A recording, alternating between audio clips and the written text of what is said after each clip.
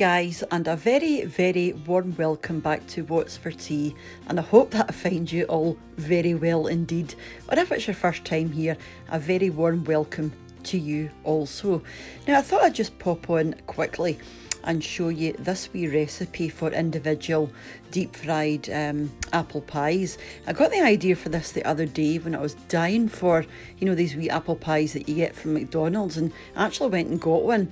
And I said it would be great if you could actually make these at home. So I've done a wee bit of research online and I've come up with this wee recipe. Now, if I'm being honest, you know, they're not identical to the ones you get from McDonald's, but they're still delicious and they're really, really easy to make, and you don't need many ingredients at all. So well worth a go if you like this kind of thing.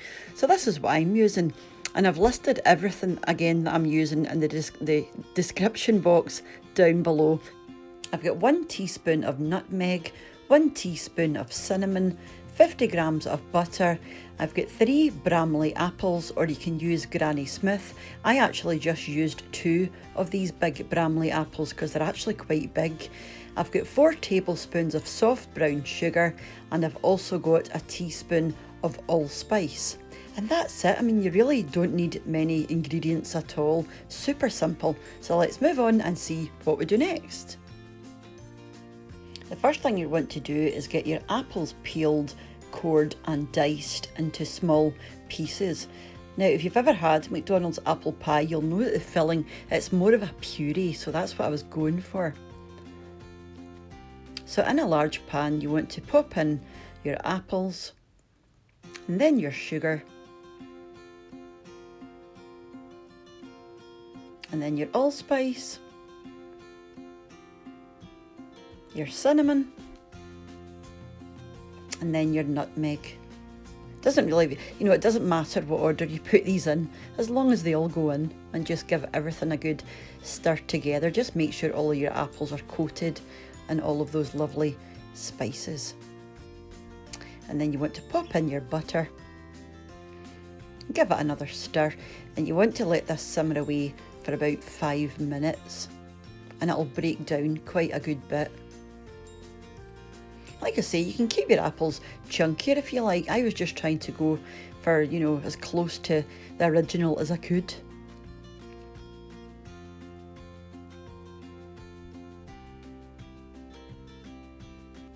But like I say, you know, they're not identical to the McDonald's ones at all, but, you know, they're still really, really nice. I don't know how they do it. So you want to, after your 5 minutes, just turn your heat off and let it cool quite a bit. And then you can go ahead and start heating your oil up. And you're obviously going to need pastry, so I've just used puff pastry. This is just pre-made shop-bought pastry. And from each of these sheets, you'll get 3 or 4 pies, depending, you know, how big you're making them. And your mixture will give you enough for 6 of the size that I'm making.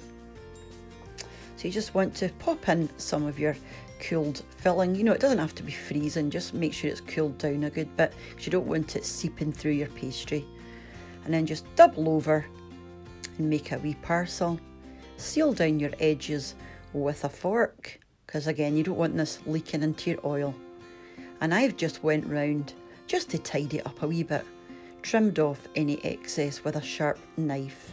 Now you're going to want to pop your pies into the refrigerator for about 15 minutes to firm up a wee bit, because again, if you have to put this straight into your hot oil, you know, chances are it would just burst everywhere. And you can see there, they're not even the size of my hand, so they're quite small. So pop them into the fridge for 15 minutes.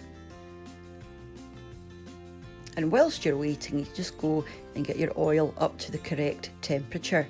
Now, I just like to throw a wee bit of bread in, and if it starts to fry, you know, you're just about there. So once your pies have had 15 minutes in your fridge, pop them straight into your hot oil.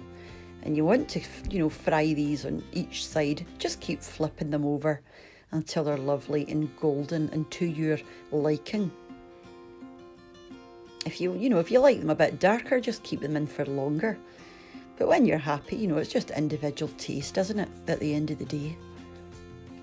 So I think I flipped mine over 4 or 5 times, and these took about 10 minutes. And they look and smell amazing. And they're lovely and light. You know, they look quite greasy, but they're not actually.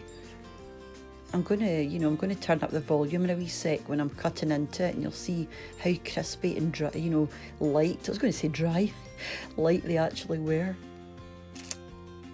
And once you're happy, just take them out of your oil and let them drain and cool slightly, because these are going to be like lava inside. And I've just served these with some ice cream. Lovely combination of the hot and the cold. And that was it. Super duper easy. Wait till you hear this.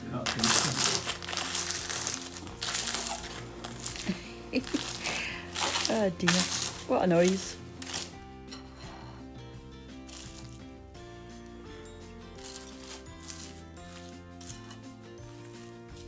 And they were absolutely delicious. They really were.